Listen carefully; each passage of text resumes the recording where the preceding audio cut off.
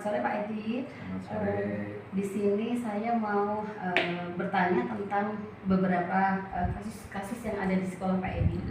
Yang pertama, bagaimana Pak Edi itu dapat mengidentifikasi kasus-kasus yang merupakan dilema etika atau rujukan moral, terutama di SDUT ini Pak Edi. Terima kasih Bu Erna atas pertanyaannya. Jadi memang dilema etika di sekolah kami tentu banyak sekali ya dan beragam. Namun di sini saya akan mengambil salah satu saja contoh ya, di mana memang di sekolah kami ini banyak guru perempuan begitu daripada guru laki-laki. Tentu di sana ada plus minusnya ya. Yang plusnya memang ya punya semangat ya, keibuan, kemudian lebih menyayangi anak-anak gitu ya, lebih daripada laki-laki. Untuk yang kedua di sini juga ada minusnya ya, kurang lebihnya mungkin di sana kadang-kala izin dan lain sebagainya. Selama ini seperti itu. Nah, kemudian untuk langkah-langkah apa yang biasa Pak Edi lakukan selama ini untuk untuk mengatasi dilema etika tersebut Pak Edi? Dengan adanya kasus itu tentu kami tidak tinggal diam, tentu akan mencari solusi yang terbaik agar mana kedua masalah ini bisa teratasi. Kalau kami memang mencari langkah ketika izin mungkin karena ada urusan di rumah ya Bu ya, juga sama-sama pentingnya. Jadi kami mencari guru lain untuk mendampingi di kelas tersebut. Bagaimana untuk Pak Edi menjalankan keputusan tersebut Pak Edi? Terutama ada kasus-kasus yang mana ada kedua kepentingan yang sama-sama benar. Tadi ada guru yang izin karena ada kepentingan keluarga, sementara di sini itu meninggalkan kelas. Itu bagaimana untuk pengambilan keputusannya tadi Pak Edi? Kalau saya memang kedua komponen ini sama-sama penting ya Bu ya, sama-sama penting. Jadi untuk ngajar di sekolah tentu menjadi kewajiban seorang guru, kemudian ada urusan keluarga juga penting ya bagi guru itu tersebut ya, itu sendiri. Jadi di sana langkah kami memang untuk mencari guru lain ya, karena di sana di tempat kami ada guru pendamping juga untuk kelas 1 dan 2. Jadi kami ambilkan dari sana ya, untuk mendampingi sementara di kelas tersebut. Kemudian hal-hal apa saja yang selama Pak Edi anggap efektif dalam pengambilan keputusan pada kasus-kasus dilema etika tersebut? Itu seperti yang saya sampaikan tadi, memang yang efektif memang biar sama-sama jalan, memang kita harus memaksimalkan SDM atau guru di tempat kami. Kebetulan di tempat kami ada beberapa guru yang mungkin bisa kami atur biar juga kelas yang izin tadi bisa tetap dijaga dan didampingi dan pembelajaran juga bisa berjalan. Tentunya untuk tadi keputusannya efektif itu ada tantangan nih Pak Edi. Kira-kira tantangan apa dalam pengambilan keputusan pada kasus dilema etika tersebut Pak Edi? Tantangannya banyak sekali. Tantangannya diantaranya apabila guru tersebut izin namun di saat yang kurang tepat, di mana ada guru-guru yang lain juga sama-sama ada jam mengajarnya, itu yang kadang-kala sebagai tantangan kami. Kemudian ketika Pak Edi itu apakah ada jadwal tertentu dalam penyelesaian masalah dilema etika tadi Pak Edi? Misalnya menyelesaikan di tempat atau ada jadwal khusus, kemudian prosedur yang dijalankan itu seperti apa Pak Edi? Kalau saya memang tidak kita selesaikan di waktu itu karena memang kondisi kami memang mencari waktu di mana ada waktu yang luang antara saya dengan guru tersebut untuk mencarikan solusi dan menyampaikan kepada guru terkait. Kemudian apakah ada seseorang atau faktor-faktor yang selama ini itu dapat mempermudah atau membantu dalam pengambilan keputusan dalam kasus-kasus dilema etika tersebut Pak Edi? Iya, pihak-pihak yang terkait tentu di kami ada beberapa wakil kepala sekolah dari Wakakurikulum khususnya, karena Wakakurikulum ini memantau dari perizinan dari guru tersebut, sehingga kami juga bisa berkoordinasi dan bersama-sama untuk mencarikan solusi. Kemudian dari semua hal yang telah disampaikan Pak Edi, pembelajaran apa yang dapat dipetik dari pengalaman mengambil keputusan dilema etika tersebut Pak Edi?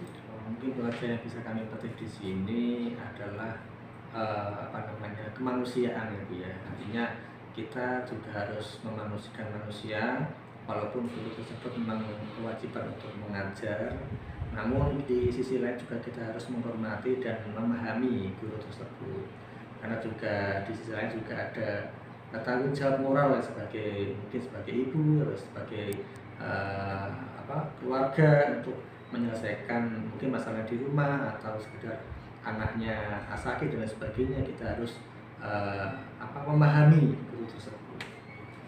Sepertinya sudah cukup Pak Edi. Terima Ya. kasih untuk waktunya. Wassalamualaikum warahmatullahi wabarakatuh. Waalaikumsalam warahmatullahi wabarakatuh.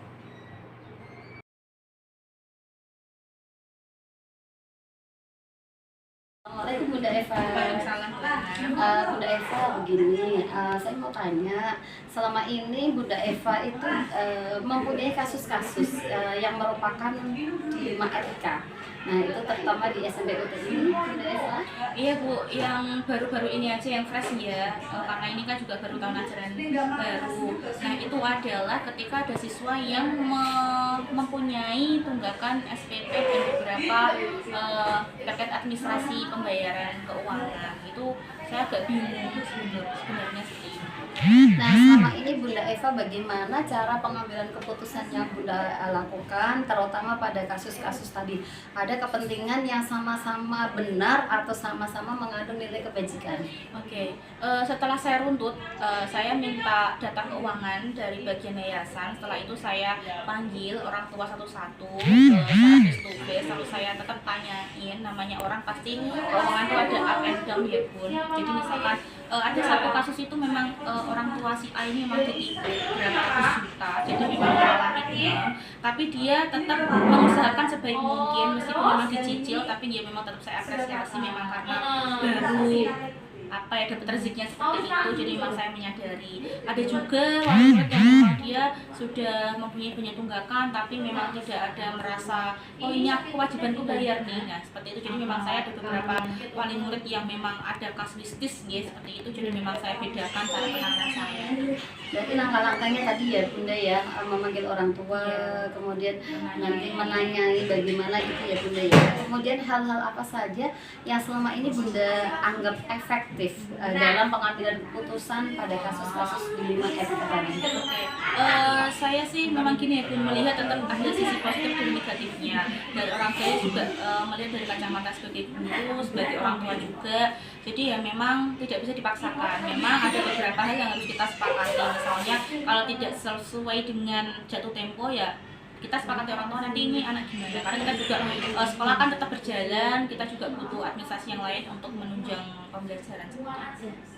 Nah kemudian selama ini merupakan tantangan yang Bunda Eva ambil dalam kasus-kasus dilema tersebut, dilema etika itu bagaimana Bunda? Contohnya begini Bu, anak itu kan tidak tahu terkait SPP sudah lunas atau belum, tunggakan belum, memang anak tidak tahu. Itu memang dari orang tua dengan sekolah.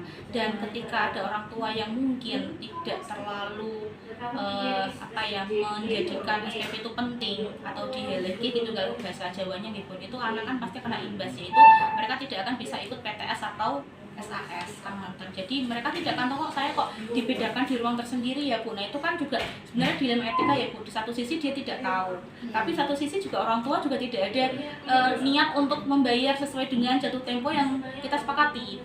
Jadi ya memang kita biasanya memang memberikan sama orang tua kalau memang tidak dilaksanakan, ya memang anak ini harus menyelesaikan ujian di ruang sendiri. Kemudian apakah Bunda Eva itu suatu ketika itu ada jadwal tertentu dalam penyelesaian kasus dilema etika? Nah, apakah langsung menyelesaikan di tempat, kemudian ataukah memiliki sebuah jadwal untuk menyelesaikan, dan kemudian bentuk atau prosedurnya itu seperti apa Bunda? Oke. biasanya itu kasus-kasus tertentu, misalkan ada kasus tertentu kayak bullying, nah itu harus segera saya lakukan solusi atau kita selesaikan langsung, tidak menunggu siapapun, langsung di saat itu juga. Tapi kalau memang misalnya kita ada kasus yang memang melibatkan pihak yang lain, misalkan dari pihak boarding atau pihak SD, memang kita jadwalkan. Jadi memang di beberapa kasus bisa on the spot, bisa langsung, atau bisa kita jadwalkan.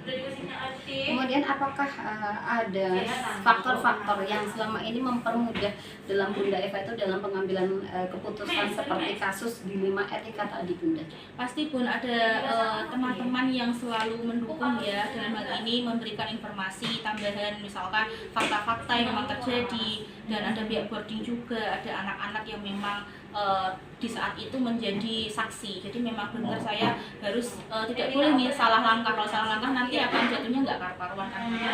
Jadi memang ada banyak pihak yang membantu, dari warga sekolah, dari lingkungan juga, dari Pak Satpam, dari semuanya harus saya selidiki dan pastikan bahwa fakta itu benar. Kemudian ini Bunda, pembelajaran apa yang Bunda Eva itu petik dari pengalaman dalam pengambilan keputusan dilema etika tersebut? Oke, yang pertama, ketika kita menyelesaikan kasus, kita harus dalam kondisi emosi yang netral, tidak boleh dalam kondisi yang kacau balau. Dalam hal ini masih marah, masih sedih, masih kecewa, itu harus kita netralkan agar dalam pengambilan keputusan kita bisa tepat, tidak subjektif tapi objektif. Sepertinya cukup Bunda, terima kasih waktunya. Sami Bu Erna, semoga lancar pendidikannya sampai nanti lulus yang mendapatkan CGP, bukan CGP lagi tapi CGP. Terima kasih Bunda. Wassalamualaikum warahmatullahi wabarakatuh.